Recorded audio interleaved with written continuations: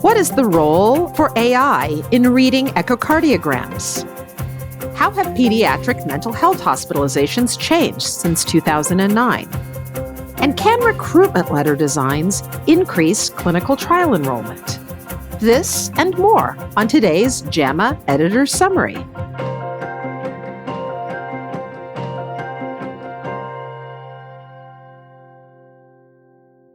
Hello, and welcome to our listeners around the world. Today is Friday, June 27th, 2025. I'm Dr. Kirsten Bibbins-Domingo, Editor-in-Chief of JAMA and the JAMA Network. For this episode, I'm joined by JAMA Deputy Editor, Dr. Linda Brubaker. Hello, Linda. Let's get started. Hi, Kirsten. First up, there's a study about using artificial intelligence to read echocardiograms. Gregory Holst and colleagues evaluated the accuracy of an AI system called Pan-Echo for echocardiogram interpretation. The investigators compared the AI's prediction with the assessment of the interpreting cardiologists.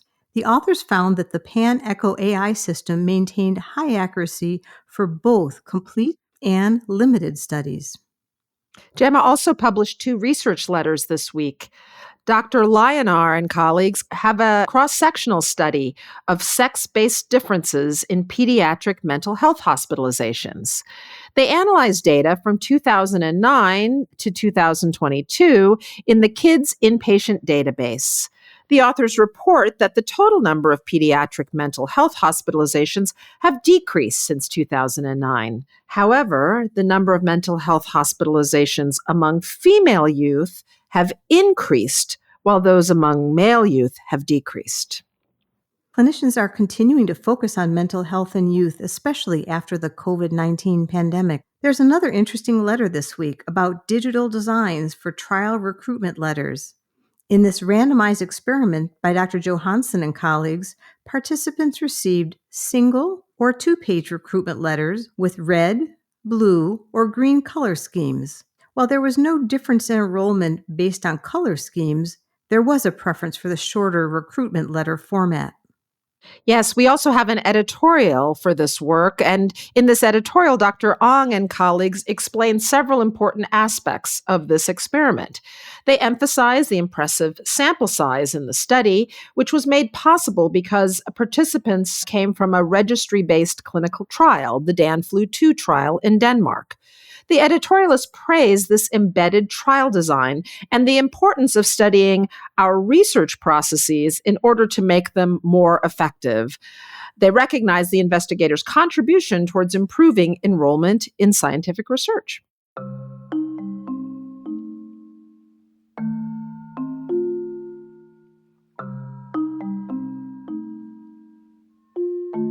Professor Rookley and colleagues wrote a viewpoint on systemic conflicts of interest in Medicare Advantage insurance companies.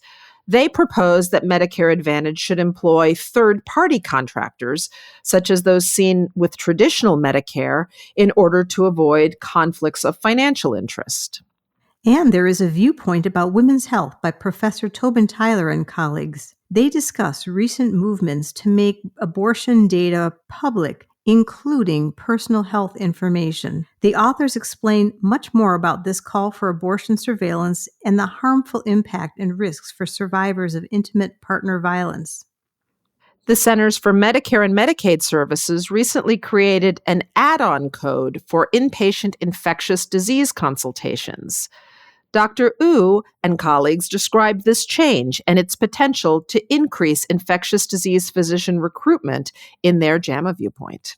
The COVID vaccine has recently been removed from the CDC's recommended immunization schedule for healthy children and healthy pregnant women.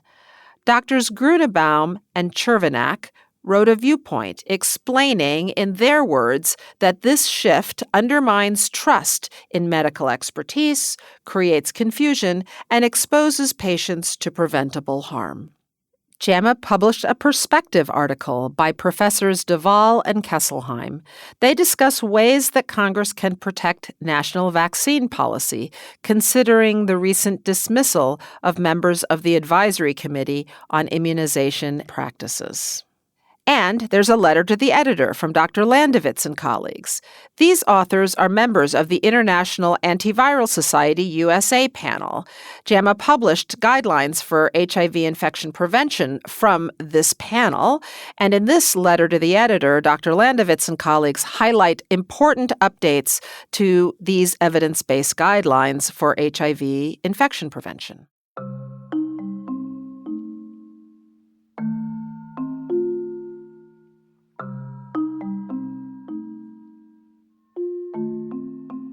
In this week's JAMA review, Dr. Kuliani and colleagues summarize recent evidence about type 2 diabetes diagnosis and treatment in adults.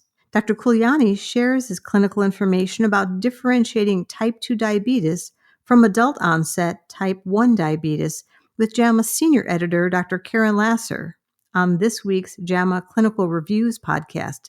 One thing I find tricky in primary care is distinguishing type 2 diabetes from adult onset type 1 diabetes. So what kind of guidance can you provide about that? That's a great question. And it's one that we're encountering more and more as we have come to understand over the past few decades that type 1 diabetes, which used to be called juvenile onset diabetes, can actually occur at any age. In fact, it can be seen in adults in any decade of life. And so it is important to keep it in mind when we see someone who's newly diagnosed with diabetes.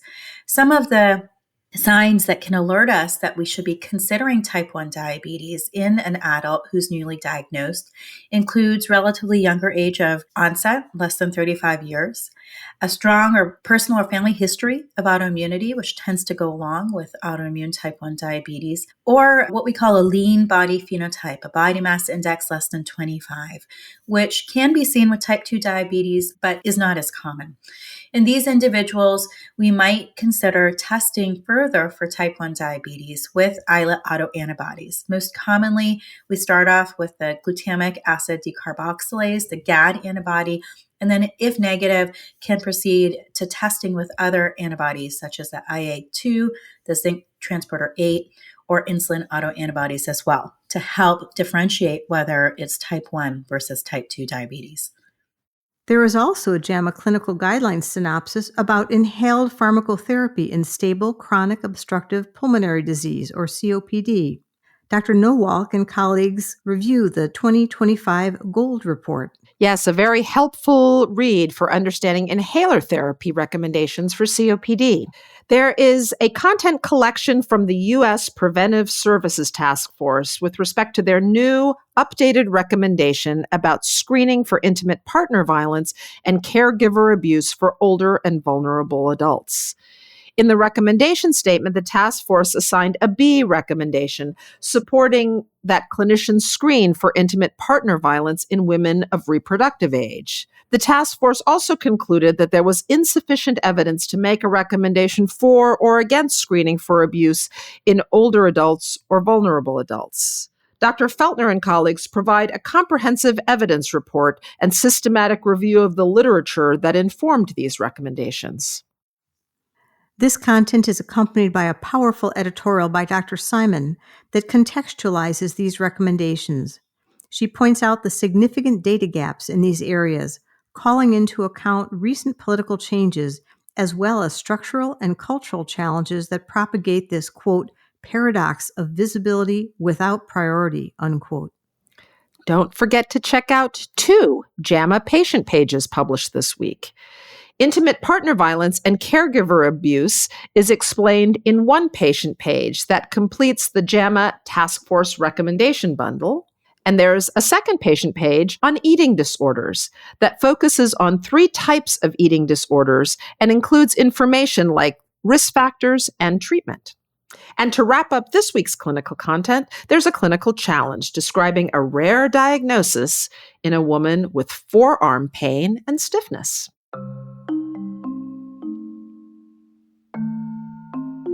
There is a new tool that may improve trial enrollment for adults with cancer. Dr. Keel from the Dana-Farber Cancer Institute joins JAMA Plus AI Editor-in-Chief, Dr. Roy Perlis, on this week's JAMA Plus AI Conversation podcast.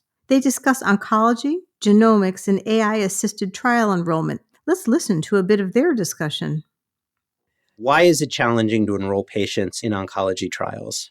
This is a really important challenge and has been for some time in terms of advancing novel cancer therapeutics. Historically, under 10% of patients with cancer who are adults have enrolled in clinical trials, and yet at the same time, clinical trials often do have trouble finding enough patients to answer their scientific questions. And I think some of the challenges include the fact that cancer treatment, of course, is increasingly personalized. So clinical trials may be for patients not just with a specific type of cancer or treatment history, but genomic biomarkers, for example, or other molecular biomarkers. So trials have gotten very granular and are looking for very specific subpopulations of patients, which sometimes makes it challenging to find the right patient at the right time for that type of trial.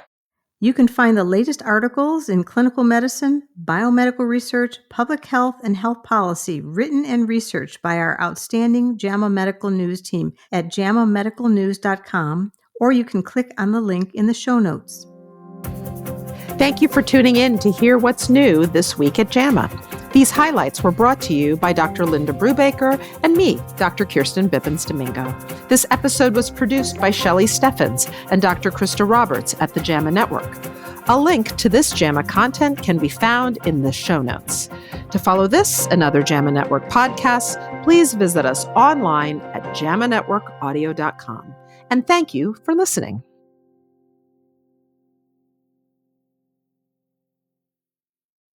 This content is protected by copyright by the American Medical Association with all rights reserved, including those for text and data mining, AI training, and similar technologies.